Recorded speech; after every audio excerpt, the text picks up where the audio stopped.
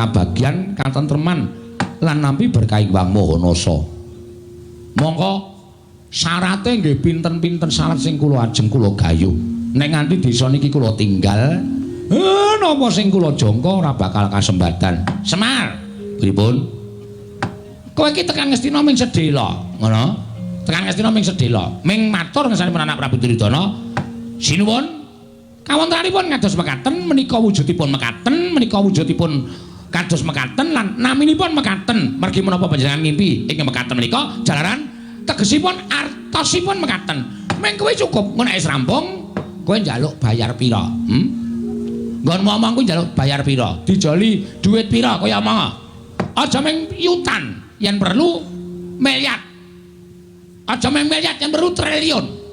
Kuwi kok bakal diparingi dening anak Prabu Duryudana. Nek kowe nampa dhuwit saka negara Ngastina, uripmu ora kaya ngene iki, iso nggo bangun pendopo, iso nggo bangun teras, kowe iso tuku kendaraan, manganmu sebendina ora ming sego jagung, ning beras raja lele. Nek kurang enak ya raja kutuk. Kowe kok iso nglakon kabeh tak kandhani, iso nglakon kabeh, Waton. Kowe gelem tedhak nang negara Ngastina, kowe gelem sowan nang negara Ngastina. Nanging nek kowe ora gelem sowan nang negara Ngastina, Semar, ora jeneng aku ngancam lho. Ora jeneng aku ngancam. Ning apa kelakon aku rudo peksa karo kowe? Nuwun sewu. Napa sampean mboten menggalih?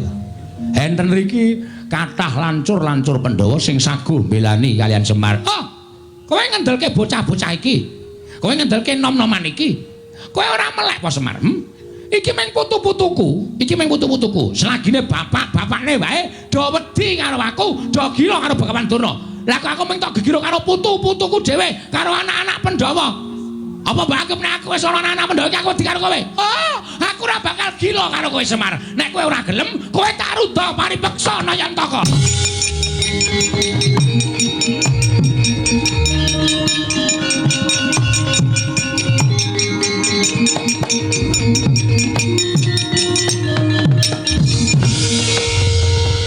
Ngandel ora?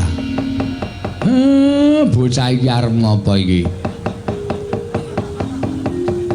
Hei. Arep metenteng ya, Pak? Ayo metenteng tunguk ngisor, tunguk dhuwur metenteng keleke pasrai. Wis tak semprot. Nandurna? Loh, iki Bakong. Arep ngopo kowe? Sampeyan wau ngendika pripun?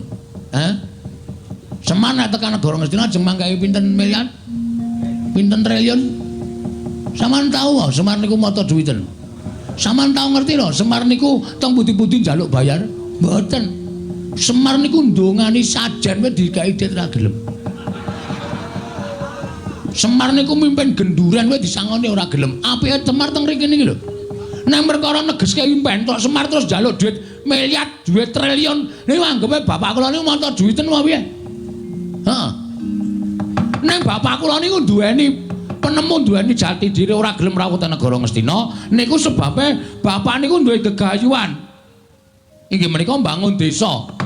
Mongko syarate angel, syarate kudu digayuh. Nek bapak ninggalke desane teng negara Ngastina tegese bapak niku mementingkan diri sendiri tapi tidak mau tahu tentang keadaan orang banyak. Wah. Edian Bagong kata-katane apik. Meneng sik Antasena. Wah. Wak totok ndasmu lho kowe. Lali aku tak kira kowe bolone Durna. Ana ngurine Durna e. Nuwun ngapunten niki lagi serius sampun dikisra omongan kula. Terus sampean kok dadi nek pancen kowe ora gelem tak boyo marang negara Ngastina, kowe tak rudha paripeksa. Bapak ngendika, napa sampean mboten wedi niki enten lancur-lancur Pandhawa. Anak-anak Pandhawa. Selagine bapakne anak-anak Pandhawa wedi karo aku, apa meneh mung bayi-bayi, putu-putuku, anak-anak Pandhawa. Aku ora wedi. Nuwun sewu lho, mulutmu harimaumu. Kowe nek omong nganggo dipikir, ngoten. Nek ngendika nganggo dipikir aja waton ngendika sak penake dhewe. Nek sampean ngendika sak penake dhewe, ngrekoso urip sampean teng Karang Kadempel. Terus kowe arep ngapa? Kula mewakili bapak mboten ajeng tindak teng negara Ngastina. Lho, piye? Tegese kowe wani karo Bagawan Durna. Lho, piye ta cah iki? Posisi ngene iki mboten ateges kula wedi. Kula wani sekecap padha sekecap karo sampeyan niku mergo kula wani Mlembar. Ora kok kula perkara wedi. Kowe wani mergo nek kene ana anak-anak Pandhawa. Lho, mbok kandha bali. Ijen padha ijen karo sampeyan. Nganti sampeyan iso menang karo aku. Meguru karo wis 20 taun. Gong. Kuwi rapisan rapindo mesti gawe masalah kaya ngono. Gong. Wah, apa itu? Mbok wis mundur kuwi perkarane bapak kok. Santai wae to. Kowe goblok bener kok goblok piye? Ha iki nek ora digawe masalah terus piye mengko bar limbukan bubar. Nganggo utek ngomong ora. Kene iki ya karo mikir padake. Terus kok bar limbukan kilang-kilang arep ngopo iki? Wah, tenan dijalon nadite. Ah iya. Iki mulo digawe masalah Durna ora wani tak gawe supaya wani. Ben mengko ana terusane. Konjur padake ora kok ganggong-ganggong. Lha nek ngono kowe wani karo Gandana, sing tak wedeni apamu? Bagong, gandeng aku tak gombong kok wis ceng-cengan. Mulai iki ayo padha didadekake. Ayo metu Jawa, ora bakal wedi arek. Ayo. Wah.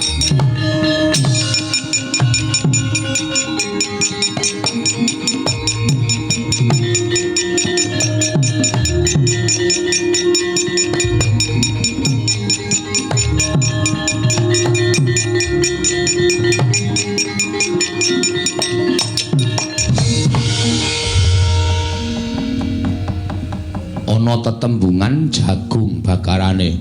Endi? Lho kok endi? Ana, Pak. Sak ngerti ku ming sate kambing.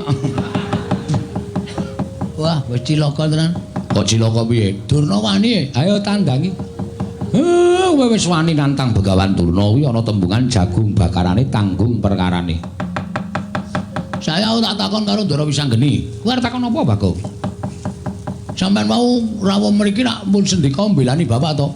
Mbantu karo bapakmu ora mbelani.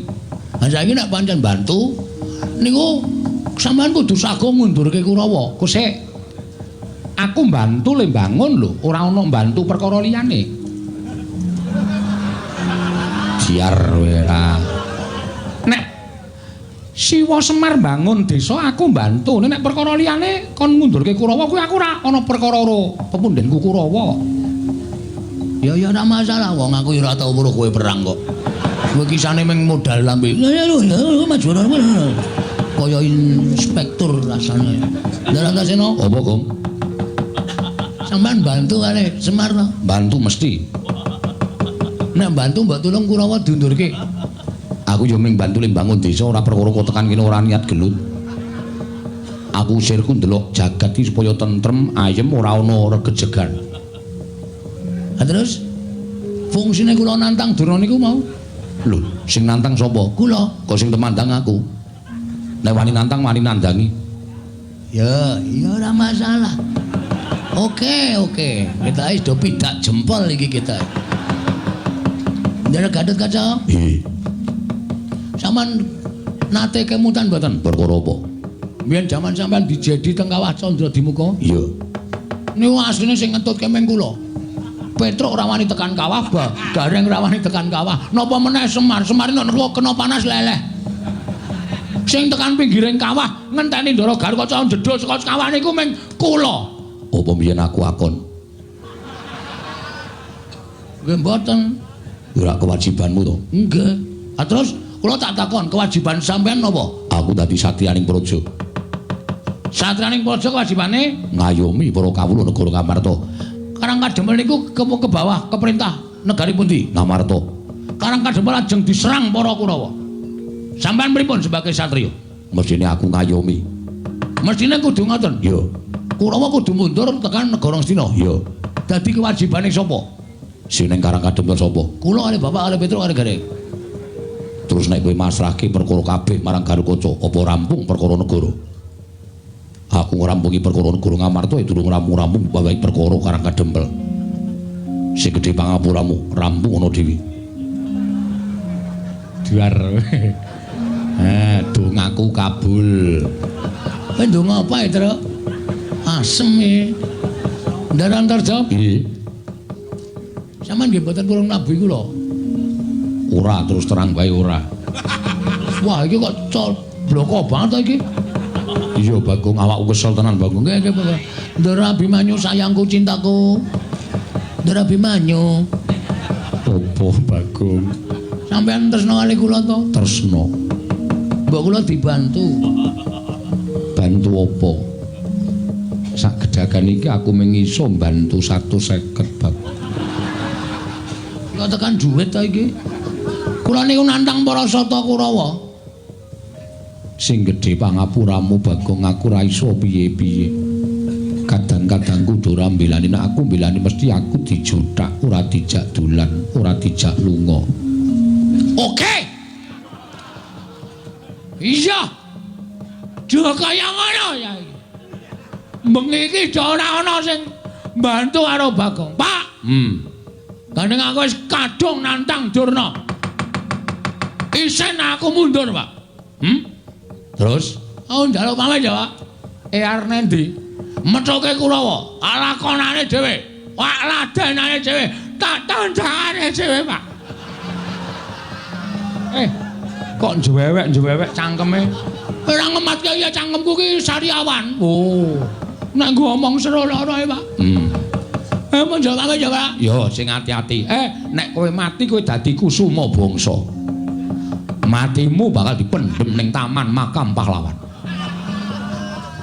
Anjuk batine apa? Mati ora iso urip meneh kok.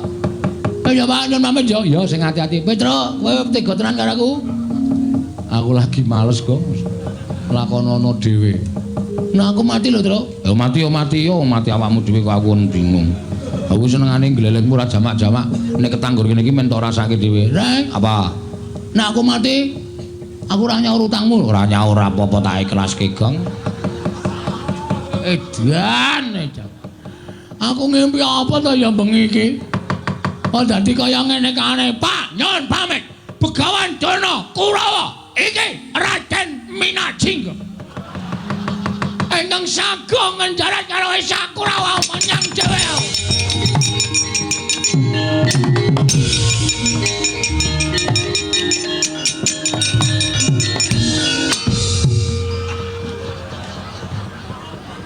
Kok tekan kene? Aku liwat mburi omah ya, Pak. Aku bareng tekan ngarepan kok rasane tratapan keweden. Terus menggok liwat mburi omah. Mulane pitike do bubar kabeh. Lagi do angrem. Kok marahi bubarke pitik. Tru, mbok orangane to, Tru. Aku bantunen. Gong, ngapa kowe ngejak omong aku? Ora sayang karo aku abdimu ora tok belani kowe. Ora usah kuwatir, sing maju aku. Tenane. Tenan. Asli? Asli. Ming dhewe karo Kakang Garukaca, ya Kang? Iya. Karo Kakang Antarja, ya Kang? Oh, Dimas. Karo Abimanyu. Ya nyu ya. Inggih, Kakang Mas. Asem do beda aku. Tak plotroke karo aku, aja. Mundur ngono. Mangkel aku wis tratapan lho. Mangkel aku nek carane ngono gusonaga aku nek lakon Semar Bangun Desa. Lho, kok omong apa? Adeg-degan aku. Asem saestu, Den? Iya, tenan. Wah, asem iki. Iki mbantu ora? Ah, mestine aku mbantu. Wong Kakang Antasena kali omong kaya ngono kuwi takon. Wah! Kowe, waduh. Kok tak pecah ndasmu lho, kok ndugang barang gemes aku. Angseng tenan.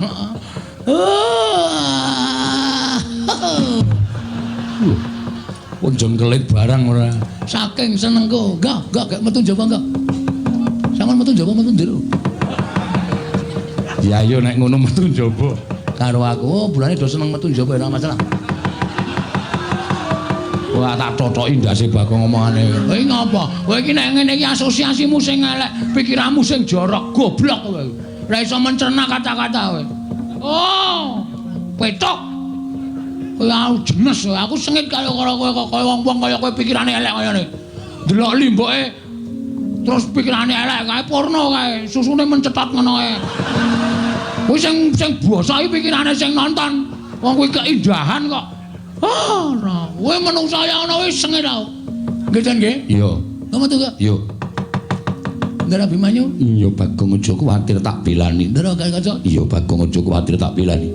Ndara Tarja? Iya Bagong aja kuwatir tak belani. Ndara Wisanggeni? Iya, wis ayo mangkat dina iki. Kakang Antasena, Kakang Garwaca, Kakang Tarja mesake Bagong. Ayo padha dibantu. Nek kira-kira mengko kalah karo Kurawa, ya wis ben ditandangi Bagong. Iki omong apa meneh? Macem-macem ora ya nganti rampung. Iya, nganti rampung ya.